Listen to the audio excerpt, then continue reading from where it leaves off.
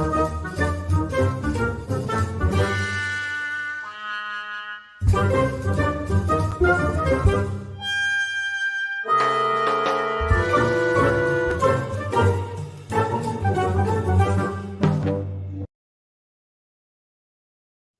good evening, ladies and gentlemen, boys and girls around the world. And once again, time for the WADcast, episode number 154. I am one of your hosts, Josh. Joined with me, as always, the guy that kicked everybody out of the guest house, Brandon. Yep. What's up, everybody? Happy Friday. Excuse me, I'm eating Reese's peanut butter cup here. That almost dropped. That would have been bad, dude. Coming from the guy that's like, let's go ahead and get started. Yeah, I got hungry. Okay, leave me alone. So let's get started. I'm gonna go ahead and eat this, though. I'm gonna eat. Yeah, I listen. I can usually do two things at one time. I can't walk and chew bubblegum, but I can do a show while I'm eating a delicious Reese's. So I'm just going to eat while you're talking, and then I will. Why are you like? My thing. Why you Reese's peanut butter cups? You guys should try them. They're magical. Reese's, give us money. Yeah. Think of all the free marketing that's about to happen in this episode. For the first like 10 minutes before I'm out of Reese's. Speaking of Reese's, you know where you can get these from is at a movie theater, where you can see many mucho movies per year, and. Being that we're at the tail end of this year, I figured, like, you and I spoke earlier this week about ideas to discuss on the show. And being that is at the tail end of the year with 1 week to go, we have both agreed upon discussing our favorite movies of 2023. The ones that really kind of stand out, that really stuck out with us. Now, it's been a little bit of a busy year for me, so I have not really been able to partake in movies that are brand new as much as I would like to be able to do. But there are a few movies that I can think of that I enjoyed watching. I came out of the theater being like, you know what, I'm happy I paid for this. But there are other movies I want to go see. Great thing about the AMC Pass is the whole 3 movies a week and, for 1 month straight. There are movies that I'm happy I went to go see, and there are also movies that I went to go see that I'm happy were included with the pass, because otherwise I would have been really mad if I paid for them outright. Yeah, for the price that they charge tickets. AMC, pay us money. Think of all the free marketing. Let's just go ahead and try to build up the sponsorships here, Josh. Okay, we're going to try to build up the sponsorships with this episode. Reese's, AMC. We're really I think we're off to a good start. But you know what I do to keep track of all these movies I see is I log into my Letterboxd account, which you can find at Skid Comic on Letterboxd. It's right there. For those of you listening at home and pointing to my name where it says at Skid Comic on Letterboxd. It's a great service, social media for movie watchers. Give us money. Oh my God. Like I said, let's just see how many things we can drop here and hope to God that we get sponsorships for all of these. That'd be amazing. By the way, I did tell you, and I don't know if she's watching, but we had our guest on last week, Leanne Moonraven. And she was talking about her series that she did, right? The one that you've actually done voice acting for. Yes. And she had mentioned the series that she was asked to join based on her accounts of what happened with her family in this house that she briefly took residence in. John Carpenter's, what was it called again? Suburban Screams. Suburban Screams, that's right. So she mentioned this, and I've got to tell you, ladies and gentlemen, if you've not seen the show, of course, because we had her as a guest, I wanted to see the episode that she was talking about that she contributed to first. That was first and foremost on my mind, so that's the one I watched. And Josh, you said something early this morning. I said a lot of things. But you said one thing in particular.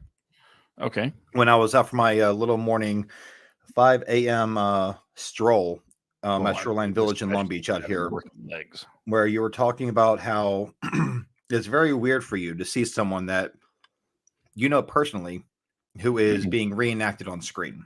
Right. And I've got to say, like the actors portraying her family. Now, I've only met Leanne through this show last week.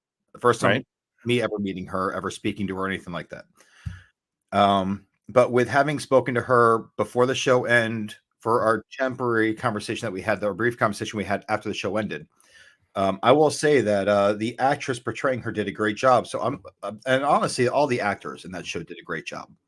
It was actually a very well acted episode, and the other episodes as well, based on other people's accounts. I didn't watch any of the other episodes. Oh, you didn't? Oh man, oh dude, I got sucked down the rabbit hole with that one because I didn't realize that was even a thing. But there are so many seasons of that. There's I think there's 3 or 4 seasons. No, just the one streaming. I thought. Oh no, that's right. That was no. I'm thinking about something else. But no, the Suburban Screams. There's actually there's a few episodes on that one. It's actually it's enjoyable. It really is. It's also not. It's really eerie, and I love eerie things. So it's if you're into true crime and supernatural, it's like a perfect fit for you. Oh yeah, absolutely. And I love both. I really do. But then the show that you guys were both talking about, would you like to plug it really quick? The voice acting show.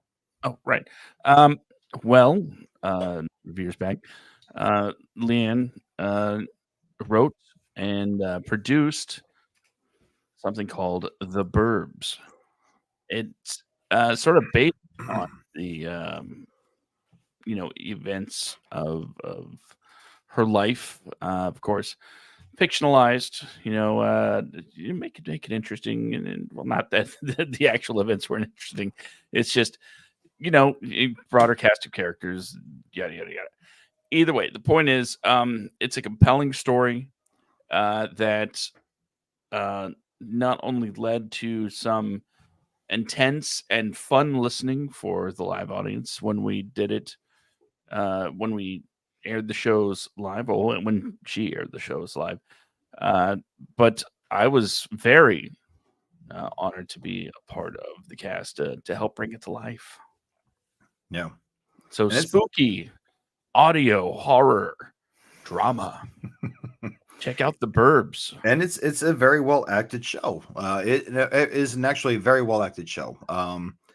You, Leanne, and the rest of the cast, you guys did a great job. From what I've listened to so far, I've not gotten through the whole thing. But Leanne, if you're watching this episode tonight, I'm going to give you a review for the show.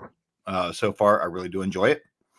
But ladies and gentlemen, if you are listening to this and you want to have a really good series to go to, from what I've heard so far, The Burbs is a damn good series. It's very, very well done. And since Leanne took my F-bomb on multiple occasions next week, I will use it for this one. It's fucking great so far. I really do enjoy it. We do have the link posted on the WADcast Facebook page. So yes. Easy access. Yep. Go check it out. But but coming off of that though, there have been a few movies that came out this year. Hold on. Go ahead. Go ahead. Yell at me. We can't keep plugging Reese's and Dr. Pepper and Pepsi. Dr. Pepper. It's an remember Arizona green tea. Dr. Pepper's red. This is a green. I don't remember what Arizona we were plugging. Green tea. Okay. But we need to plug ourselves. We need to plug ourselves right up. I already have. Oh, okay. Oh, that's what we're doing. Okay.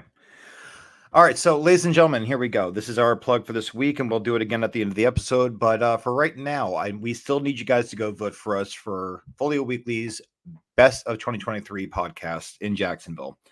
Your vote will get us this cute little badge that we can post on our show that says that we are the best of the best of the best of the best of the best of podcasts, at least in Jacksonville, in the eyes of Folio Weekly and those who vote for us. So the link at the bottom of this picture of Josh giving me a very, very uncomfortable hug that I really secretly did enjoy. Just go to that link. Wasn't much of a secret. You go to that link and then you just vote for us. That's all you have to do. If you're a first-time voter, it's going to have you validate your identity with your email and everything to make sure that you're in fact the person that holds this email address. And then from there, you can vote once a day, but it's once a day till the 31st. Voting ends on the 31st. And then from there, they make I think they choose who won. They reveal who won's on the 17th of January. So, guys, just go ahead and go to that link. Here's the website right here that Josh is scrolling through. And that's all you have to do. Just go click vote really quick. It's one vote per email per day per person. So if you have multiple emails, it's okay. But we won't tell. Yeah, we won't tell. If Folio Weekly, if you're listening to this, I'm only joking. If you're not listening to this, use all your emails, guys. Go vote for us. But yeah, that's pretty much it. So yeah, give us a vote, give us a follow, show us some love. We'll show you some love in the form of like a long distance hand hug. And that's about it. Yeah, we'll give you guys mentions and everything else. All those who vote, just say that, hey, we voted for you, and we'll give you a thanks on the show. And by giving you a thanks on the show, I mean we will say thank you, everyone who voted for us. Yes. So, and just know that includes you. But anyway, as I was saying before we plugged ourselves there are numerous movies that have come out this year. Yes. That have left an impact with a lot of people after they left the movie theaters. And there are some that just quite really did not hit it. And of course, I'm speaking of the prequel to Pet Sematary. That was just not a great movie. There was a what now? There's a prequel to Pet Sematary. You didn't know that? No. No, it was rolling over in his grave. It was bad, dude. It was such a bad movie. It wasn't even scary. That's the worst part. There were no jump scares in this movie the entire time. And I know that I love horror films. I love scary movies. I don't really jump at things, but it's just like with this though, even if I was terrified, okay, Danielle is terrified of horror films. She could have watched this movie. I know plenty of people who are terrified of watching a horror film that just sat down and just watched it like it was nothing. I guess a good comparison would be like with me and my absolute fear of roller coasters, terrified of roller coasters. Whip. Those little kiddie roller coasters in the little kids section of theme parks that just go like circle tracks and like just like a little lift and whatever. It's like that for horror movies. It's a great movie to go into get warmed up for actual real scary shit. It's not good. But moving on from that, though, there are other movies that have come out. And while we may talk about them on this list to use them as an example, there have been movies such as Oppenheimer, Barbie, Blue Beetle, Little Mermaid. There's been a whole rash of movies. Okay, Asteroid City came out. All these movies that come out in 2023 that have actually like made people like really excited to go to the movie theaters, like the Super Mario movie. There have been movies that you go see that you walked out of, you're like, oh, you know what? I really did enjoy this movie. I came away with something, right? So that's the point of our show. We're going to be discussing the movies that we enjoyed, that we thought were actually worth watching. And we might have a sprinkle of one or two movies that just didn't really make the cut. I've already done mine. So Josh, if you have one, Pet Sematary is my stepchild of the year. So if you have a movie that you want to get off your chest really quick, that was just not good. Not good. I've got a handful. Do one. We got one. One? One. Let's see. One. Yeah, one. Okay. I will go with, as much as I want to talk about the things that I've watched recently, and we've talked about these on the phone. Mm-hmm. Although I did watch another one this afternoon, but we can get to that later. Okay. But the one that really fell short, and it's saying something considering, the bar was already set so low. Winnie the Pooh, Blood and Honey. Hey, that movie was funny. No, it wasn't. It was funny. It wasn't funny. It wasn't schlocky. My God. Just wasn't. It wasn't good at all. It really was not good. The performances weren't over the top hilarious. The gore wasn't, over the top hilarious. It was just, it seemed like it was trying to take itself seriously. And I'm like, do you know what you are? because That that's not it. that one girl that was in the pool with what was it, Piglet? She was in the pool with, I think so. and she's like trying to get away with him. So she's like just like she's wading herself in the deeper end of the pool. Like, Yeah, what are you doing? yeah. Go, the side is that way. The 6 foot tall pig in boots can't swim, but don't worry. As long as you keep backing away Oh slowly, God. you'll be okay. And then Yeah. you get to the end of the pool. She gets to the end of the pool where the So- deck of the pool is literally at her waist. I know she can't get out. She didn't even try. She's just like, well, I guess there's nowhere else to go. Gotta die now. Yeah, I was going to say time to die. It's so, It was just so bad. but that's what made it funny to me. Like maybe like my idea of funny does not align with other people's definitions of the term, but it was just what made it funny to me was just the stupidity of everybody. And Christopher Robin and his fiance, that was even more hysterical because they're on a killing spree. And it's like, this couldn't be Winnie the Pooh. That's not Winnie. That's not him. And then at the very end, he's pleading with Winnie the Pooh to spare his wife or his fiance, whatever she was. Bear with me. I only saw it one time. Is that stupid? It's worth one watch to me. That's about it. Then I'm done with it. Oh, he But killed the wife like immediately. oh, sorry. Was it? No, it wasn't the wife. It was the girl from the truck. Then that's what it was. It was the girl from the truck. And Christopher Robin's like, tell me what I did. Tell me what I did. You know, Winnie the Pooh like, you left, and then just kills the girl. I'm like, oh, okay. And all I could think of was, how great would it be if it was the OG voice of the Disney Winnie the Pooh? You know, that's like, oh, bother, like you left. Who left? I feel a rumbly in my tummy. I can't do Winnie the Pooh. I'm sorry, ladies and gentlemen. That's Josh is the master of that impersonation of me. No, maybe not. But it's just like Excuse me, it was just so bad. But that's what made it. It's like the Velocipaster to at the me. beginning When they at the when they all beginning- went after Eeyore and killed him. No, I mean when Piglet kills the wife. Oh yeah, that's right. And That's Pooh right. comes in, and Christopher Robin's like, Pooh, you have to help me. There's something wrong with Piglet, and he killed my wife. Something like that. That's right. I have seen it in months. I forgot about that. See, how is that not funny? How is that just, not funny? Maybe if I wasn't watching it alone, where you could do like a riff tracks to it with your friends. Oh, see, I was watching it alone, but I was high as a kite when I watched it. I was stoned out of my fucking mind. So yeah. Oh, there's my two prep. Well, now we just got to keep going with the F bombs because we're already there. So One of these days, I want to be able to let my kids listen to the show. Okay. well, you know what? The eldest is old enough, I would say, to listen to the show. The middle child is almost there. The baby is getting there. At least wait till like all kids are over the age of 13. The F bomb, I think the F bomb's okay to get past with a little kid. We have like listen. 13. I thought the youngest was about to turn. Okay, no, that's right. The youngest just turned 13. Didn't okay. Oh, okay. So yeah, then they're all old enough. Yeah, listen. That's not for you to decide, you dingbat. Let me say this to to all the kids here. Uncle Brandon approves everything that comes out of his mouth. Okay, so it's okay if you hear this. Words are just words. They're all perfectly natural. Okay. There's my disclaimer. Now we're good.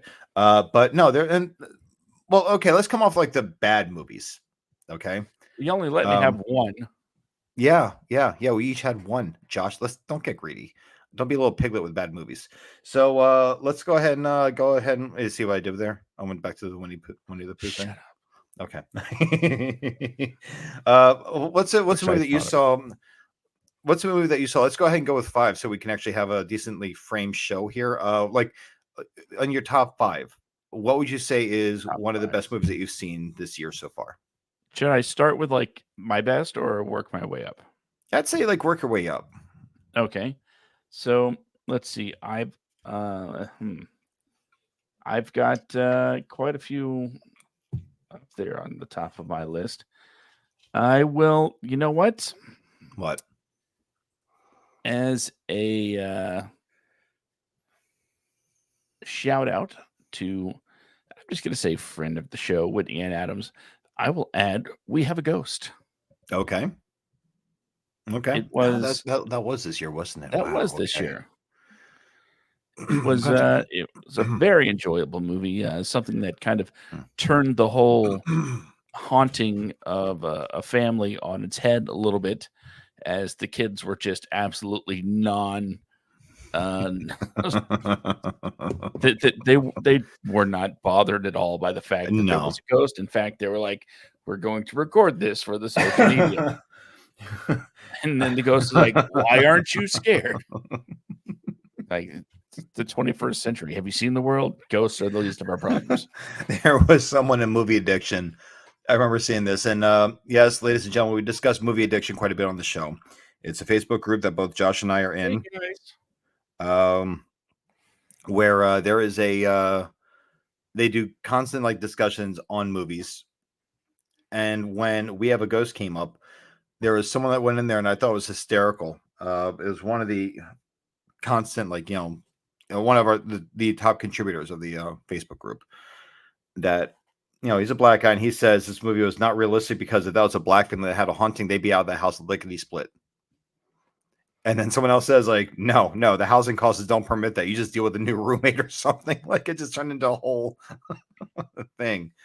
But one thing that they had in common in that group was like how much they enjoyed that movie and how great, like, the entire cast really did in that movie. It was actually very well done. And yeah, Whitney did a great job of the costume design. It was very, very good. I loved the bowler shirt. I really did. Yeah, I want some. So yeah, I've got, like, I've got to reach out to her. I haven't spoken to her in a hot minute on Instagram, but I've got to reach out to her and just Find out what she's up to.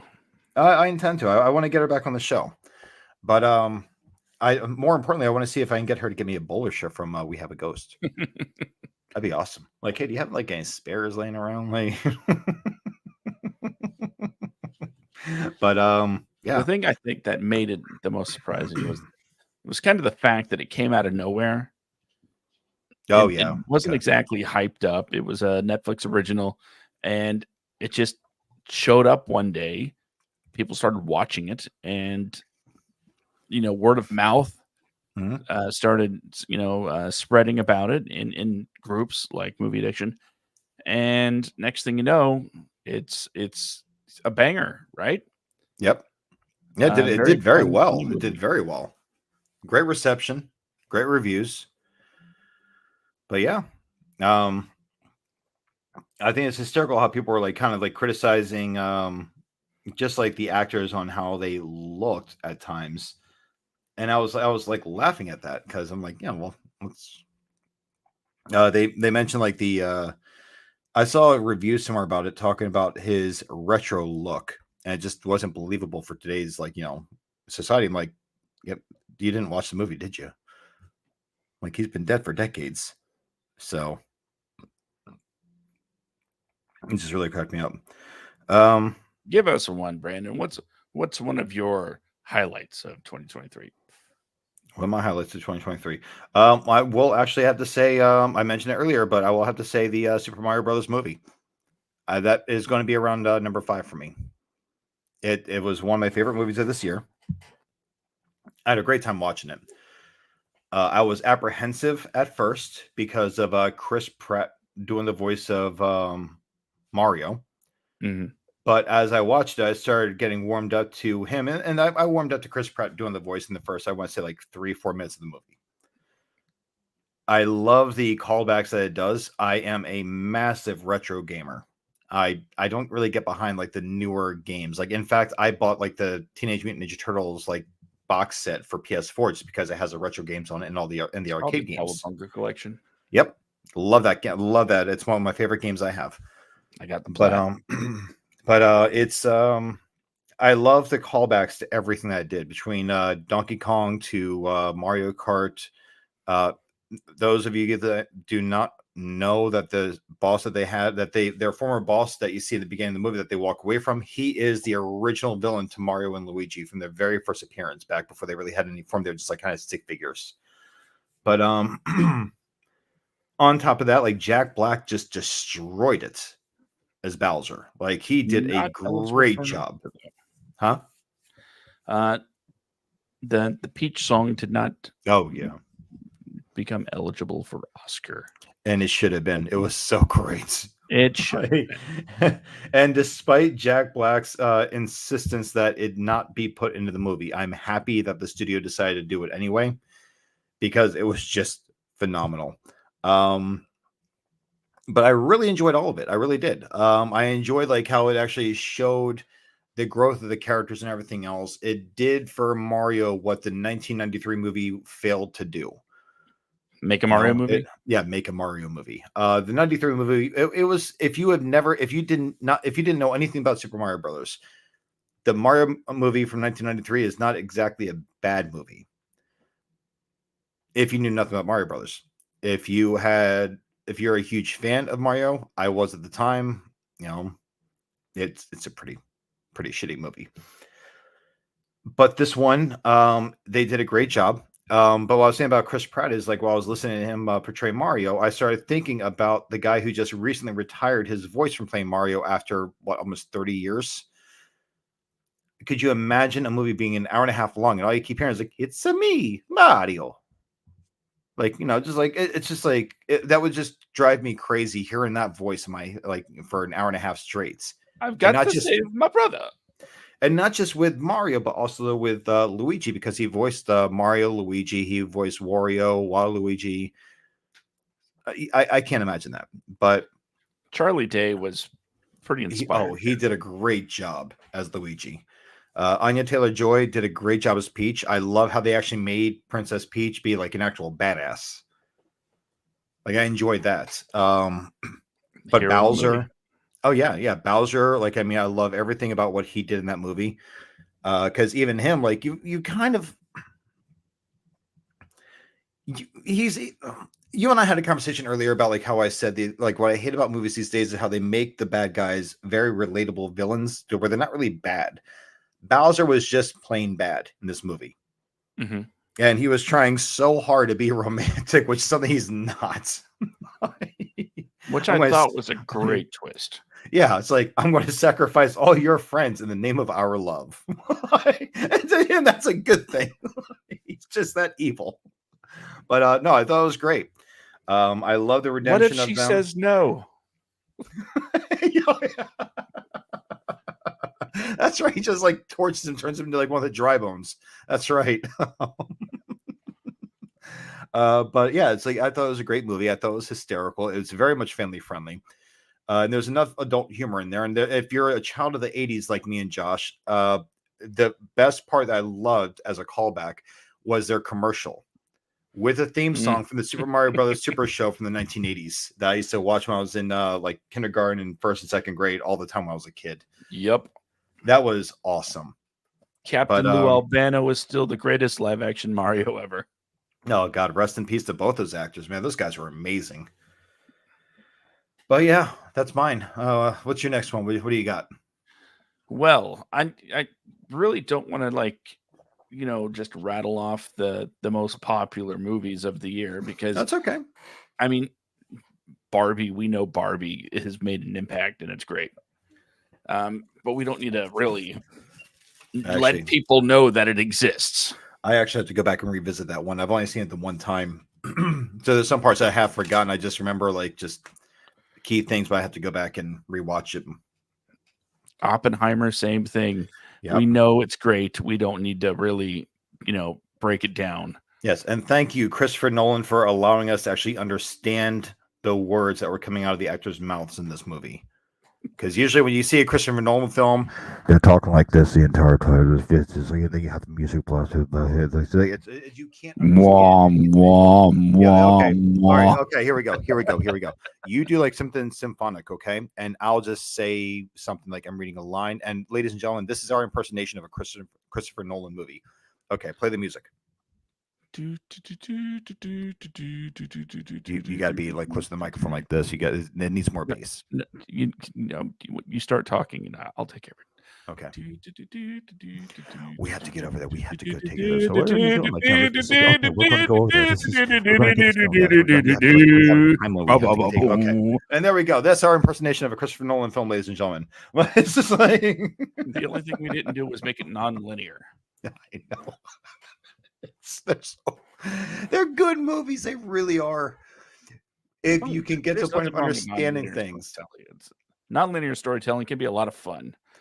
I didn't really care for the Tenet, thing, but oh yeah. The whole time reversing thing, and I don't know. It's like I feel like I like Christopher Nolan. I like his movies. I think with Tenet, I think he was trying so hard to make something make sense that just would not make sense. Wom, wom, wom, wom. Sorry. Like, no, it's okay. That was the entire movie. Like, it was just like so much based on everything that the actors were saying that you couldn't understand a word they were saying. It reminded me of the mistake he made in The Dark Knight Rises with Bane. Now I saw that. See, I saw it in theaters, and I remember the plane scene. I remember everything about Bane speaking. Just. Oh, perhaps he's one of my shooting man before rushing out of the plane. It's rising. Like, I was like, what are you saying, Bane? Or perhaps he's wondering why you would put microphones on people when you're just going to ADR everything. I mean, you have to think. Bane was the easiest person to like do the voice dub on. I mean, you can't go wrong. God. And of course, I don't digress. The whole I do not yield. Why should we rest all the attention to Batman? Or should I say Bruce Wayne? Oh yeah. What? Bruce Wayne? Who's that? I don't know what you're talking about. No, that's not a quote, but he kept using the voice, and it's like, he just said your name, man. He just told everybody in those series who he was at some point. He is pretty much, and like The Dark Knight Rises was him pretty much telling everyone who he was. I don't know. It's shout out to Pete Holmes for his amazing depiction. Oh God. So my next movie, as I said, Pete Holmes. we really don't need to give props to the movies that are going to get props. Let's keep it a little more, low key here. I'm sorry. I was just thinking, like, ladies and gentlemen, what he's talking about, if you have not seen his series with Pete Holmes, it's a series called Batman. And it's just like Batman if he was complete imbecile.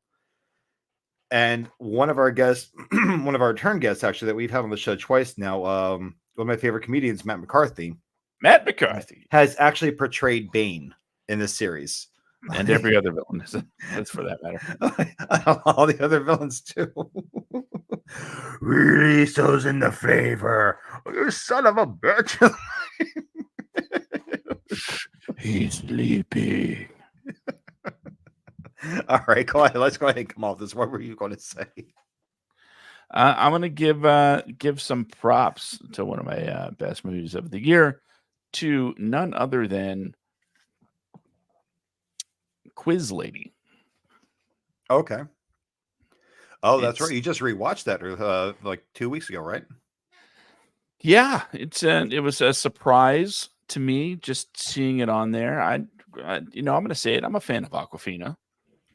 I'm one of 4 people that will admit it. And I mean, after all, I say admit it because if people weren't watching her material, she wouldn't keep getting work. Now, would she? Oh, yeah. No, I like Awkwafina. I don't really care for some of her things that she's done as far as like Jumanji 2 when she was mimicking Danny DeVito. I thought that was more annoying than anything. But aside from that, like, I do like her quite a bit.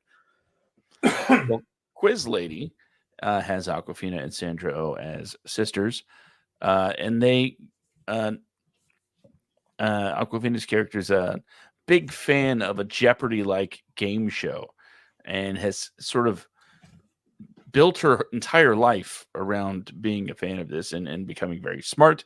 And eventually, it gets to the point where money is needed for a family crisis, and Sandra Oh, the older, you know, happy-go-lucky, carefree sister, Yeah. is like, you should go on that show. And, as the hero's journey does, no, I shouldn't go on that show. And then eventually, yeah, I should go on the show. Until, eventually she goes on the show. It's a fun journey. Will Ferrell plays the Alex Trebek stand-in, and I think absolutely crushes the small but important role, especially as he's the type of host that gets to know for the few minutes the contestants as he talks to them. And while we're at that, Jason Schwartzman is like a Ken Jennings-esque returning champion trying to break a record. Yes. And it just so happens that when it comes down to Aquafina's appearance on the show, it's on the same episode that he's about to break the record. So it really comes down to is she going to live her dream and win big on this show, or is Jason Schwartzman's character going to be this longest reigning champion? Like I said, it's a lot of fun. I had no expectations when I hit play on Hulu. It seemed like a good way to spend a Sunday afternoon, and I was pleasantly surprised by how good it was. Quiz Lady is a fun watch. I recommend. More Reese's, give us money. I thought I had like a good 30 more seconds. That's why I down this one. Sure you did, buddy. That really hurt. Okay. So, how many people are absolutely disgusted by mouth sounds? So, if this was radio, they'd be changing the station. I know. But since it's not, you're stuck. Keep going. No, it's there was I really wanted to like Asteroid City, and I watched it like 2 more times since I've seen it in the theaters, just trying to really get into it. I like Wes Anderson. Didn't really care for that one. About Asteroid City? Yes. Great film. I didn't really care for it, but I will say what I did like about it, what I came away from was, as someone who has actually dealt firsthand with it, and that's one thing I like about cinema. We discussed earlier that things are subjective. You and I have spoken earlier today, and we discussed this. Well, I personally did not care for the movie itself. What I will say is that it was very much an allegory for grief and dealing with grief. That's almost the entire movie. That's what it's about. And as someone who has actually dealt with the loss of someone that I considered a spouse to myself, I will say that I love the message behind the movie. Right. I loved coming out of the movie. And I missed it the first time around because I was so just bored out of my mind because it's Wes Anderson. I'm not a big fan of his. To me, most of it's just like style and no substance. That's how it just comes off to me most times watching one of his movies. All substance. Well, this movie, the substance, once I sat down and watched it again, I'm like, okay, I didn't get this the first time around. So I'll watch it again. But there are movies that I have had to watch a few times to really appreciate, like Napoleon Dynamite. It was one of my favorite movies. It took me like 3 or 4 viewings to really like that movie. So Asteroid City, I'm sure will be no different, but I'm coming around to it a little bit. It's growing on me, but it's just one of those movies where it's just like watching it. I appreciate the message behind it. So I don't really want to give it like, one of my top 5 spots or my top 4 spot, but it is on the list for at least movies I appreciate, if that makes sense. Without really saying that I care for it, I do appreciate the message it portrays or tries to get across. I like that. Okay. So does that counts? The whole it's listen, that's our show. We can discuss whatever we want to discuss. So that's mine. I will say as my top 4 as far as messages I appreciate it in the movie. Okay, that's fine. Like I said, I'm not doing my top 5 because it would just be, La-di-da. hey, Across the Spider-Verse, Barbie, Oppenheimer. It's the stuff that people are going to hear about a lot. Yeah. I'm gonna, try and do something that might have maybe fallen by the wayside, like Okay. a movie that really surprised me, considering that it was a follow up to a movie that I really didn't like from this director. Knock at the Cabin. Okay. It's a movie that I think has gotten forgotten about, No. mostly this year. It Okay. is M. Night Shyamalan, and yeah, it's Mr. Twist. I was not a fan of Old. I actively did. I like while watching Old, I was like, oh, I don't like this. I don't like this at all. It was horrible. But Knock at the Cabin, watching Batista do a more subdued type of character, very earnest. Teacher is who he plays. Put into a position of doing a terrible thing for the greater good. Plus, Ron Weasley. Yeah. He's in there too. It's the whole With an American premise accent. was one that's honestly, it's been done before. Do terrible things to prevent, even more terrible things from happening. I just saw something else like Black Mirror had an episode like that in the most recent season too. But the point is, I thought it was a sort of a return to form for Shyamalan in a, it's pretty good. Maybe not the greatest thing in the world, but and maybe the so-called twist wasn't exactly a blind side, but it did kind of leave you wondering whether or not these individuals were kind of telling the truth, or if they weren't just, a little crazy. Yeah, I was going to say if they weren't like just batshit or something. And it kind of kept you asking that question all the way up until the end, when you get the answer. And it is, was it Black Mirror? I don't remember. Look it up. I don't really see anything about Black Mirror on that. No, I'm saying there's this movie I watched recently, or a TV show. Something I watched recently where a character is like, I have to do terrible things or the world's gonna end. Yeah, it was Black Mirror. Okay. And it was a really good episode too. But yeah, Knock at the Cabin. People have to find this family in the middle of the woods and do terrible things to them, or the world's gonna end. Yep. And I think that alone, plus, the fact that it was shot well, the performances came from unexpected people and were unexpectedly good. It deserves to be remembered as one of the better movies of the year. Okay. You're Gotcha. next. Okay, so since we're discussing movies that people may have forgotten about, I fear I will go with one of my favorites. I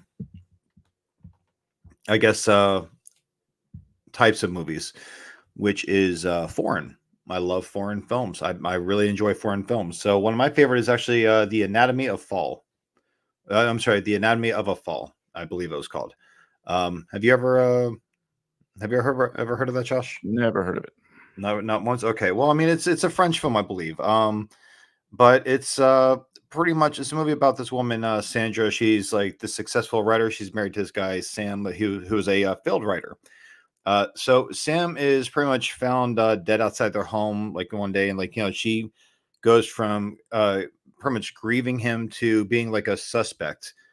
Um, where she's also then made to put out like these intimate details of their marriage together, their personal lives, including like this resentment she might have had towards her husband at some point for like just for something for an incident that pretty much left their kid partially blind. Um, Basically, this whole thing goes down, and their kid is pretty much the one that has like the ultimate word on what happened and everything else. But it's just really like it's like this twist. As you're talking about, like knock out a cabinet. It's this movie it's got twists and turns and everything else all throughout the whole movie. I don't want to spoil too much. I really encourage you because I don't want to say too much since you've never seen it. I would recommend you see it. I'm not too sure where it's showing right now. I'm sure it's on one of the streaming services. I think it might be on Hulu or Amazon. But I recommend you see it. I really do. It's very well written. It made a little bit of a dent in the U.S. market, not much, but it was pretty large over in France, and I think it also did pretty good. I want to say in Spain or something, but yeah, it is a really good movie. It was shown at Cannes. It was revered over there. People loved it. But I really enjoyed every second of this movie that I watched. So once again, ladies and gentlemen, it's Anatomy of a Fall. It is I don't really know how to even describe the genre of this movie, so I really would rather not because it seems to fit like suspense to drama. There's some funny moments in it, but I would say it's largely more of a drama than anything else. But it was a very good movie. Definitely worth a watch. Definitely worth checking out. I think Josh, are you looking it up right now? I am. Okay. Are you seeing where it might be playing? Because it's not streaming. It's not streaming. Okay. See, I caught this over at AMC with the seat, ladies and gentlemen. Get the AMC pass. They do occasionally have movies that are from other countries where you can just go see these movies on like a limited release. That's where I saw this one. But it was it was so good. It really was. But yeah, that is mine. Oh God, I forget who is the act. I know the actress used her. I know it's Sandra. Her actual Bueller? name. Sandra Hewler. Samuel Thies. Daniel, their son, is played by Milo Mikado Grainer. I'm probably butchering his last name. Oh, I'm sorry, it's just his entire name, really. But yeah, okay, here we go. Okay, so yeah, it got accolades from the European Film Awards, National Board of Review, New York Film Critics Circle, and the Gotham Awards, as well as 4 Golden Globe nominations. I'm really hoping that it gets further reach than what it got because it's definitely worth watching. It really is. So, yeah, that is mine. Joshua, you're next. Well, this has been a strange year for movies in some ways. Okay. There was a brief period of time in this year where it seemed like the thing people were talking about wasn't superhero movies, it wasn't sequels, it wasn't anything associated with long running franchises or properties. No, the discussion turned to biopics of people that made stuff. And I don't mean like Oppenheimer made the bomb. I mean like we got Blackberry, we got Air, we got Flamin' Hot. Yes, there Flamin' Hot. How the Flamin' Hot Cheetos came to be. Yes, it's a whole movie about it. It's a movie. But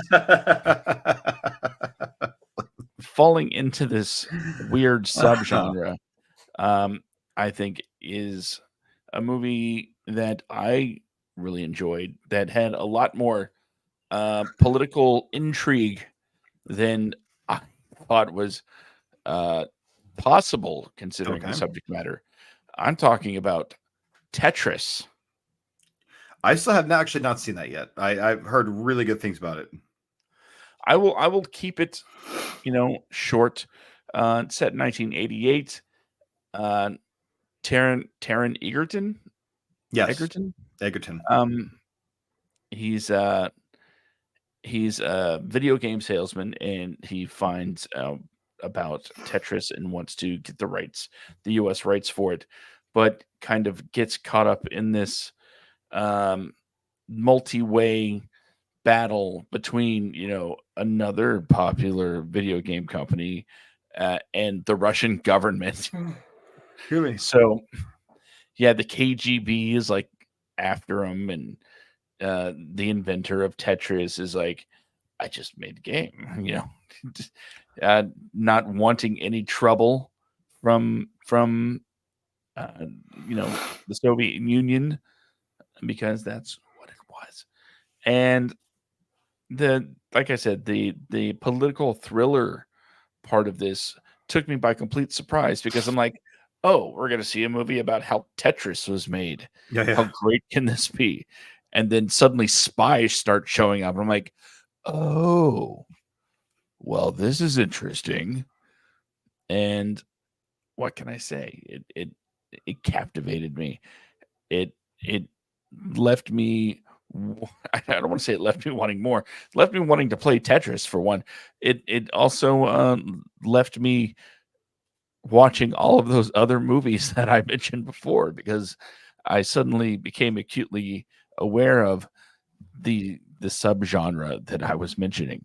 And oh, if this was good, let's find out if getting Michael Jordan to sign with Nike is interesting. Okay, that's all right. How about the flaming hot Cheetos guy? How is that story? And then it's like, oh, okay, yeah, fine. But Tetris is the one that kicked off that sort of trend for me, and maybe you'll find that you'll see it as an interesting story as well. So if you get a chance, by all means, check out Tetris. Yeah. No, I intend to check that out. I'll watch that like one of these days after this next few weeks are over. I'll be watching that one. There was one that was hysterical and actually had some dramatic moments, but I don't know if you've ever heard of Dumb Money. Have you heard of that one? It's got Pete Davidson. It's directed by Craig Gillespie. And it's not on streaming yet. I don't But think it will be so. soon. Well, I think it's on it. No, I think you can rent it on Amazon Prime right Yeah, now. you can rent it. But It's something that I want to see. It's on my watch list. yeah, well, pretty much, ladies and gentlemen, what it's about is like pretty much people just kind of like go against the grain with Wall Street. They get rich by turning GameStop into one of the world's like biggest companies to buy stocks for.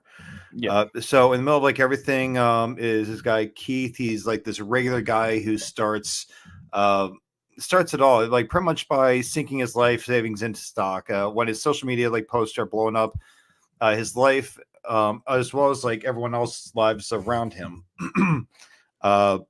they start following him. So stock was like I think something like a stock tip becomes like a movement. Everyone starts getting rich, and the billionaires who are losing money start fighting back. So it's pretty much like this whole middle class thing is based on a true story. It's based on a true story. It happened like last year. Yep.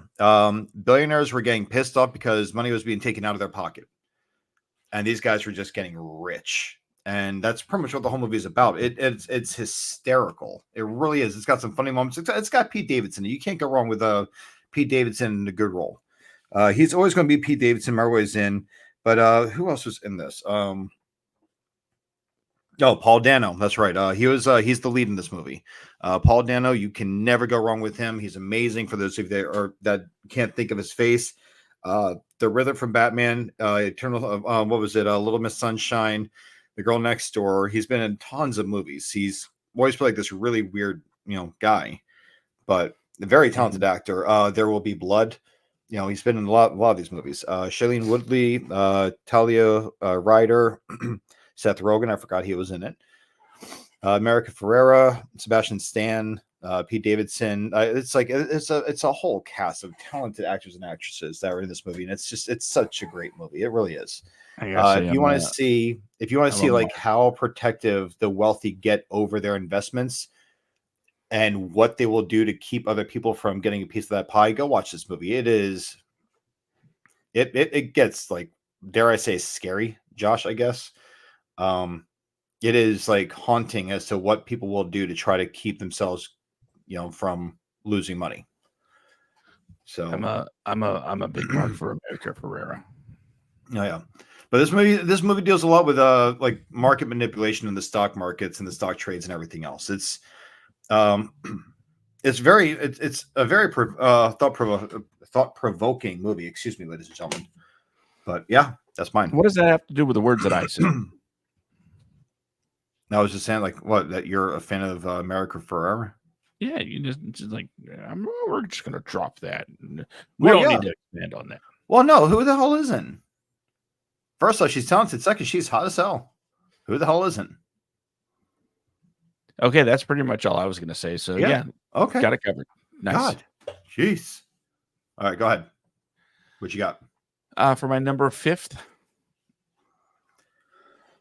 Yeah, the 5th one. Yeah, this is the 5th one. So one more spot.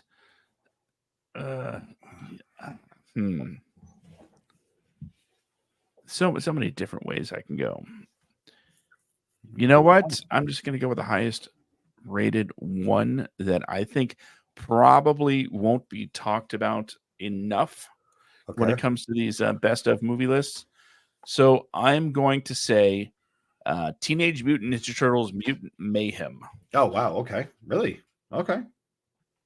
It was a fun movie that did something that the Ninja Turtles haven't done in a very long time, and that's made them like super teenagers. Oh, yeah. And instead of like thinking of the Ninja Turtles as, if they were human, like 17-year-olds, they're like 13 years old, 13, 14. Yeah, they're babies, basically. They're young teenagers. So just the idea that, they are acting so irresponsibly, and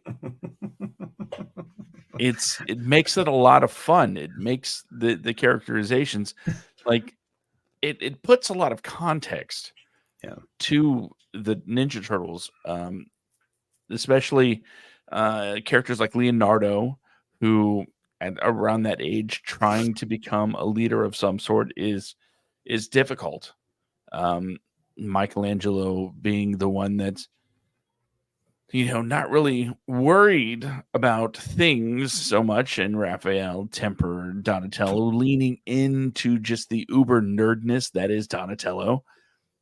It's just a lot of fun seeing these characters be younger, and that makes their actions kind of amped up.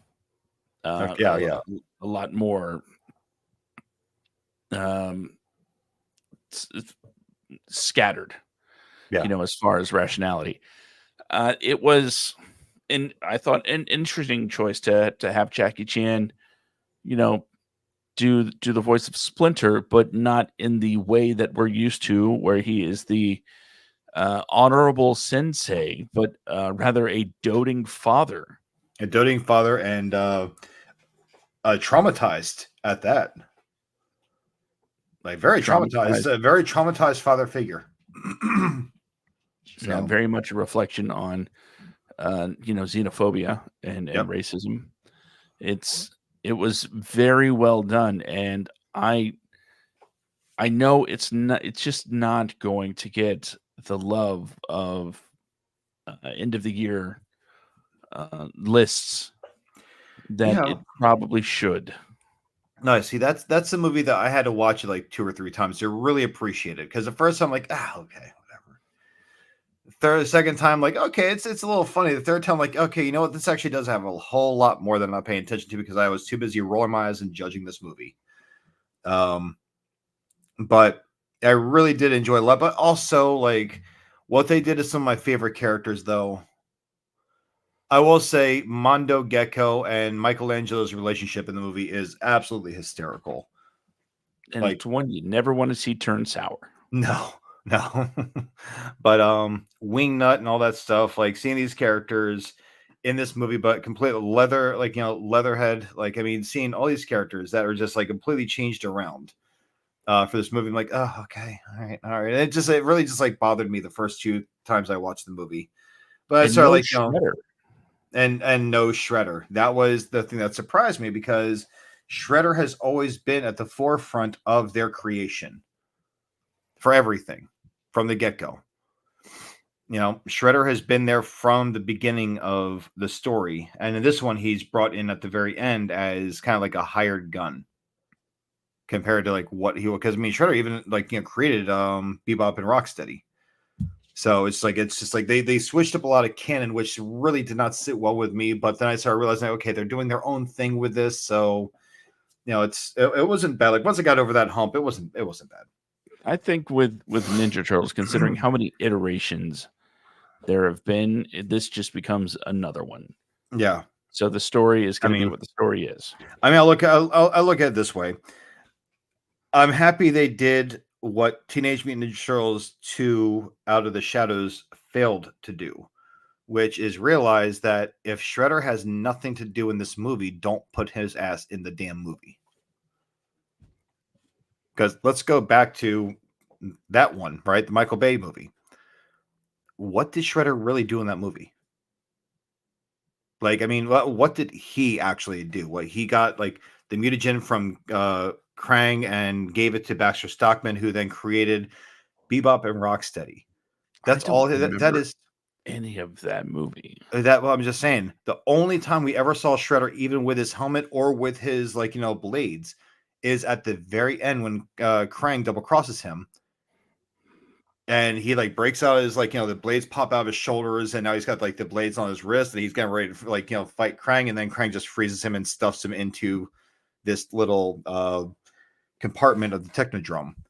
That's the most Shredder did the entire movie as far as action goes. At least in the other movie, the prequel, the first Michael Bay Turtles movie, Shredder was actually tearing some ass up in that movie.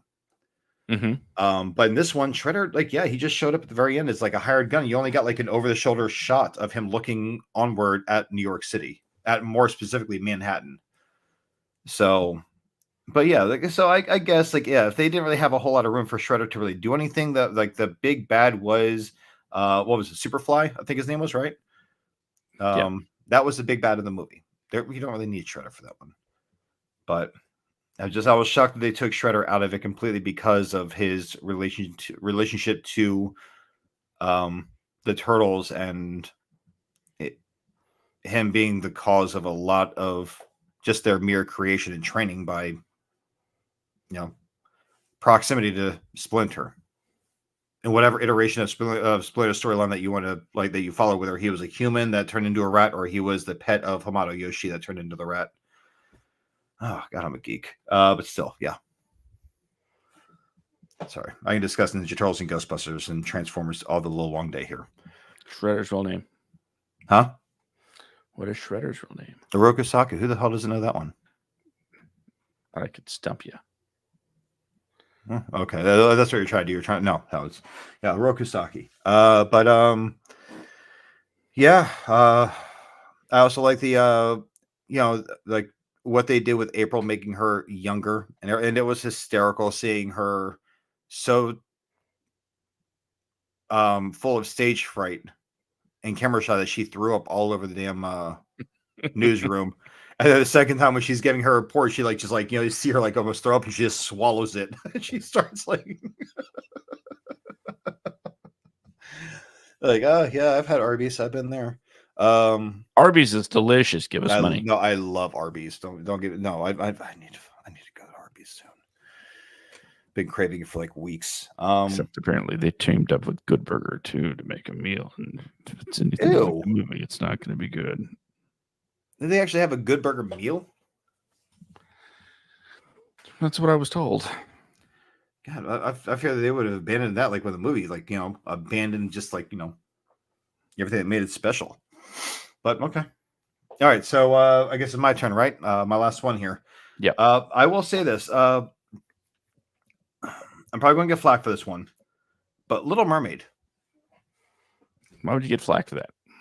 Because a lot of people think that it was a bad movie, and I have to say, Melissa McCarthy, I am not a fan of hers. I do not think that Melissa McCarthy is remotely funny whatsoever. Although when it comes to her actual acting, I think she's a very talented actress. When you see her acting like her serious roles, she is a brilliant actress. And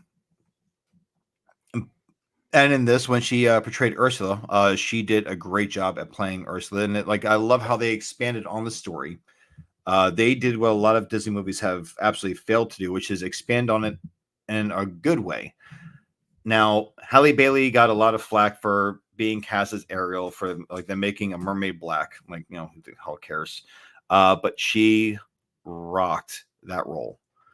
And her singing in that role, it was great. I remember someone saying like Prince Eric is the one that was supposed to impale Ursula with the mast of the raised ship that was on the ocean floor when Ursula turns into like this giant version of herself. One thing I liked about this is it's not so much the fact that Ariel saved Eric, it's the fact that Ariel had a personal vendetta with Ursula. She had to wrap up herself, and so she's the one that steered this ship's bow into Ursula's abdomen and effectively killed her. I didn't really care, but one thing I hated about this movie, I will say this, is that they took out Le Poisson. I was so mad about that. The chef trying to kill Sebastian in the kitchen and tearing the kitchen up has always been my favorite scene of any Disney movie as a kid into my adulthood. And the fact that I was so stoked to see this scene happen and see this chef go just batshit berserk on a little tiny old crab, and it never happened. I was so mad in the theater when I watched this. I was so mad. But the rest of it, I did. They have some great moments. The song "Kiss the Girl," Aquafina playing Scully. She is absolutely just annoying in this movie, but that's what Scully was. Scully was this annoying character. So she just made Scully even more annoying. It made it like actually squawking and everything else. Like it was great. But the story was there too. Javier Bardem did a great job as Triton. I forget who was it. Was it Donald Glover that played Sebastian? Who played Sebastian? No, I didn't see it. You still haven't seen that. Okay. But either way, it's like everyone that played these roles, they did a great job. Halle Bailey and Melissa McCarthy with like the Poor Unfortunate Soul song. Melissa McCarthy banging that one out was great. I did not mind the Under the Sea thing. I thought that they did a great job. Halle Bailey's with Part of Your World. It was all very well done. The characters on first watch did come off as kind of lifeless because they have to make these fish and this crab look real. I felt very bad for Flounder for the fact that the first time we meet Scully is Scully like just diving into the ocean and eating a fish right in front of Flounder and Ariel, who's like half fish. But yeah, that was mine. Let's see. I'm gonna have to look this up now. Yeah, looking it up. I am looking it up. Looking up information on the air. Leaving me to talk to the kids. Hi, kids. Don't forget Diggs. That's who it was. Okay. You are. Got it. tinyurl.com/WADcast vote. David Diggs, he's amazing. No, he did a great job. Like, I mean, he sounded very good. It's such a shame though the original voice actor for Sebastian has been gone for a while. He did a great job with Sebastian. I think I think the original voice actor would be very pleased with him. It's nothing like with Will Smith doing the genie from Aladdin. Oh God, that was I would watch rough. That David was just in brutal to sit through. anything. Oh yeah, no, he's a great live action actor. It's like I'm just saying, like with what he took on with Sebastian he did a great job. Like I mean, I enjoy like just like the things that they had to actually make happen in this movie to bring it full circle to really expand on things. I really did.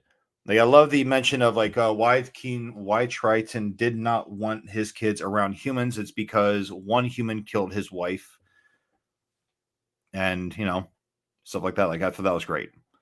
So, but like I said, part of your world, very well done.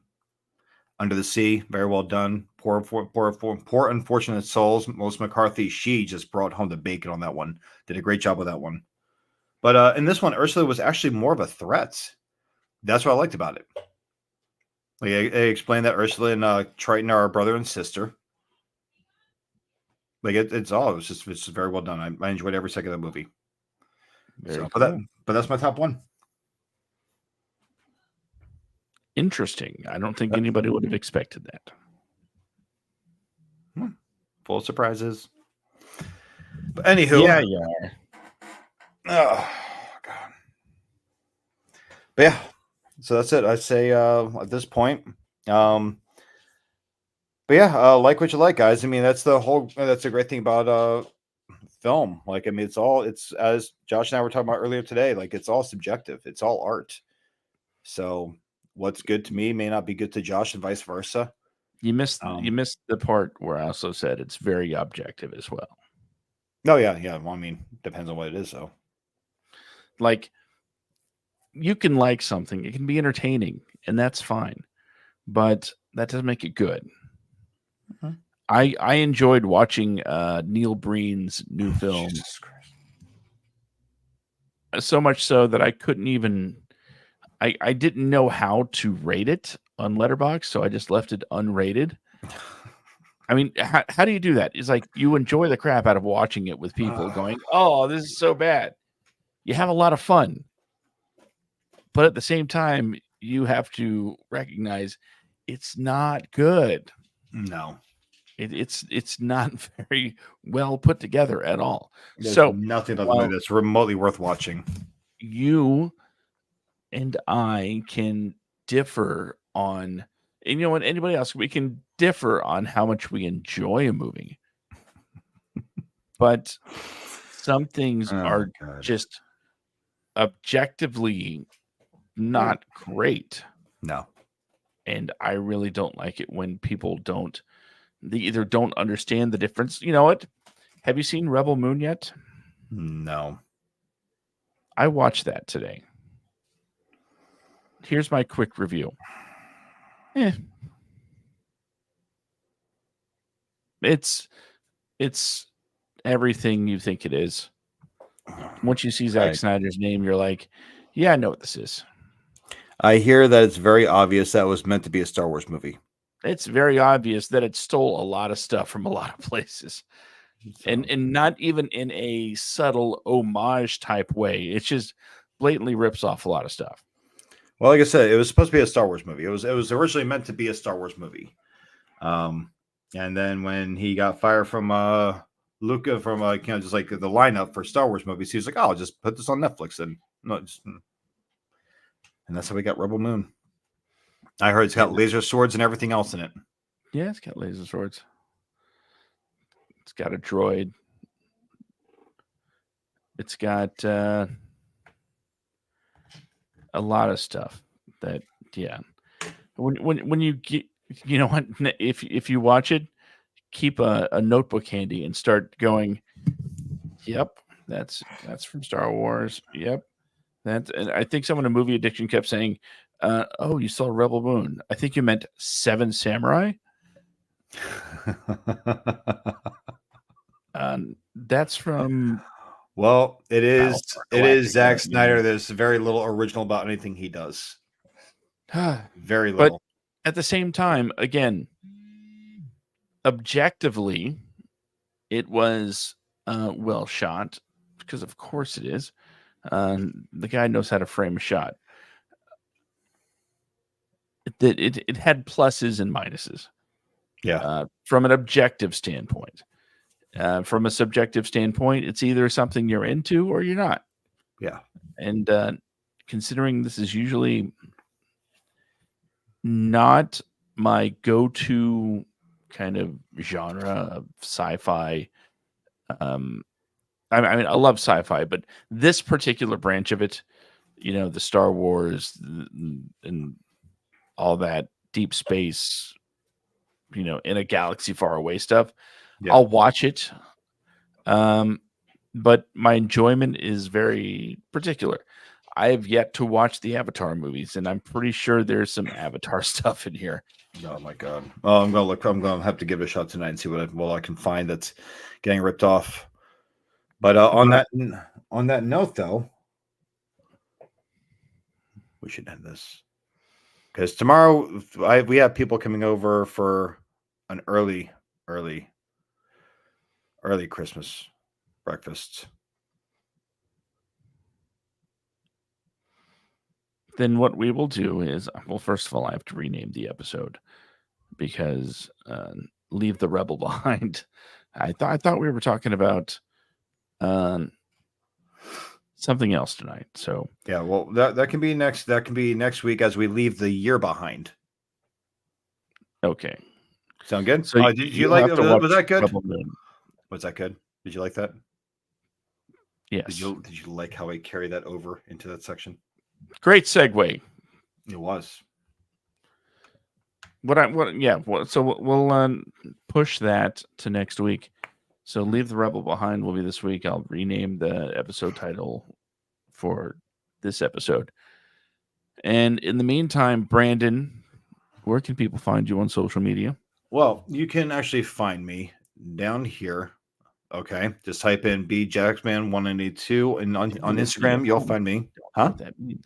People at home don't know what down here means. Oh, okay. At the bottom of the box of this video feed that me and Josh are in, if you're blind, I'm sorry, it sucks to be you, but there is a title down here that says bjacksman182. So if you go to Instagram, hit the search bar, just type that name, just type that in, and it'll come up with my profile, Brandon Junk. Give me a follow. I'll follow you back. But more importantly, I don't want you to follow me. I want you to follow the WADcast.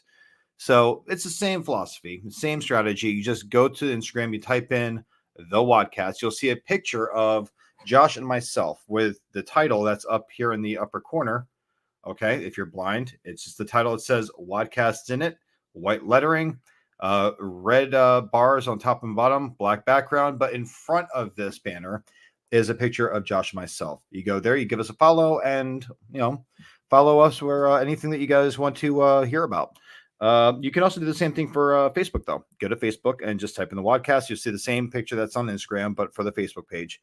Give us a follow. We post our podcast once a week. We have reviews that are being posted daily on there, and we have our videos of us just very much like begging you guys for votes on there right now. Occasionally there's a humorous meme or two or some updated news about what's going on in the industry. But largely it's where you can hear us every Friday night live from 10 p.m. Eastern time to 7 p.m. Pacific time up until 11 p.m. Eastern time to about say 8 o'clock Pacific time. But yeah, that's where you can follow us. Josh, what about you? Well, first of all, let me correct myself. I said the people at home don't know what you're pointing to, and I think a lot of people are at home, especially watching. Well, blind people. So for those listening with audio only, they don't know what you're talking about. So let me get that correction in there. Well, I would say blind people are very much audio only for the most part. So yes, they fall into that banner, unless they're deaf. In which case, never mind. Go ahead. The closed captioning should take care of that.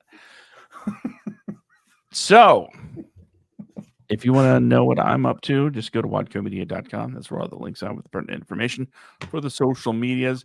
I don't post on Twitter, and I'm not going to call it the other name. So, sorry. So stupid. Yeah, I know. So, WADcomedia.com. That's where you can find all of the important links to what we need to do. Another important link you need to know, go into the Facebook page and whatnot, you'll find it. But this here, nope, not that one. Right. Nope, Oh, that's cute. Where's my lollipop in that picture? God damn it! Shut up. It didn't. Yeah, I'm sorry. lollipop It didn't make the transition. No, that's all nominated. So, Sour Patch Kid lollipop for nothing. Go ahead. tinyurl.com/WADcast vote. That's where you go to make sure that we, the WADcast, take away the top prize in Folio Weekly's Best of Jacks 2023 Best Podcast Vote. That's right. We have been nominated thanks to you. Now we want to win with thanks to you. It involves a lot more than just a little ribbon we can post on our page. It's an actual award that's been around for years. So let's take home the win and become the best podcast in Jacksonville. That way we can gloat. Yeah. I like gloating. But on that note, I'm going to have to get going. But Josh, why don't you go ahead and give everyone your final thoughts? And everyone else, have a great Christmas. Be safe with each other. Whatever you're doing, please be safe. I don't mean to take Josh's final spot here, but like my final words is just have a great Christmas weekend. And I'm looking forward to seeing you guys for our very last show of the year this next Friday. So that being said, I'm going to turn it over to Josh. I'm going to get out of here. And you guys have a great night. And Josh, Merry Christmas, buddy. Enjoy my damn glasses. They're yours now. Merry Christmas. That's your present. Yay. Right.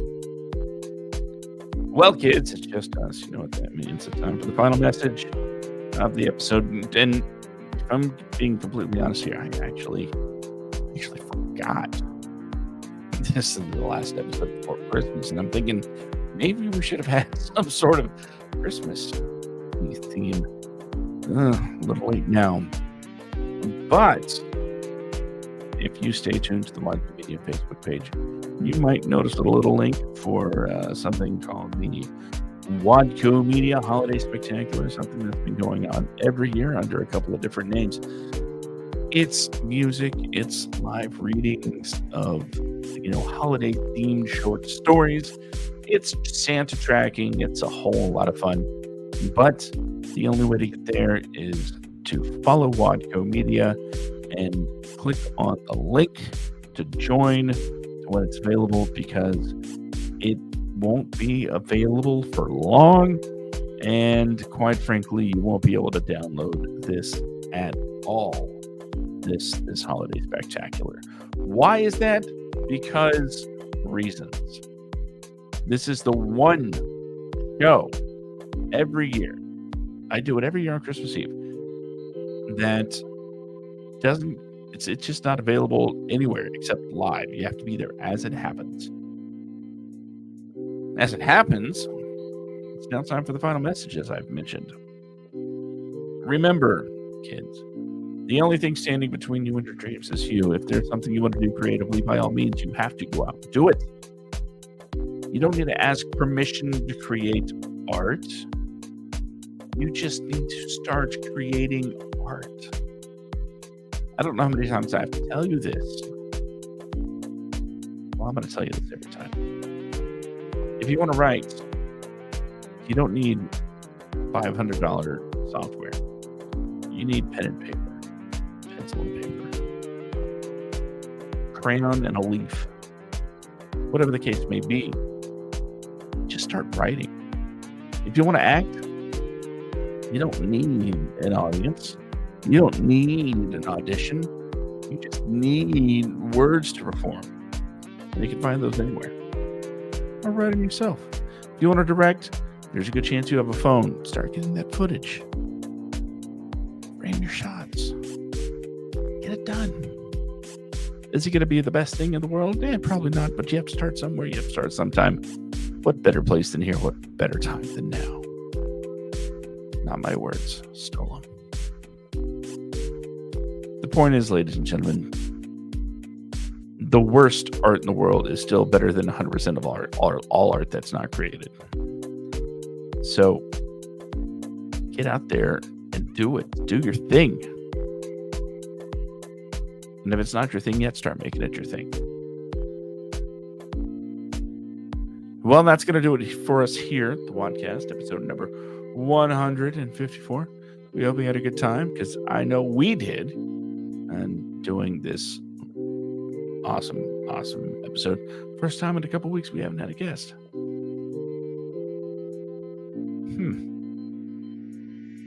But we will see you next week. Same WAD time, same WAD channel. Right here, ready to fill your ear holes with all of our WAD. Wait, no, we said we wouldn't do that. Ready to entertain you with all of our musings and meanderings right here at the WADcast. So long, everybody. I hope you have a happy and safe holiday.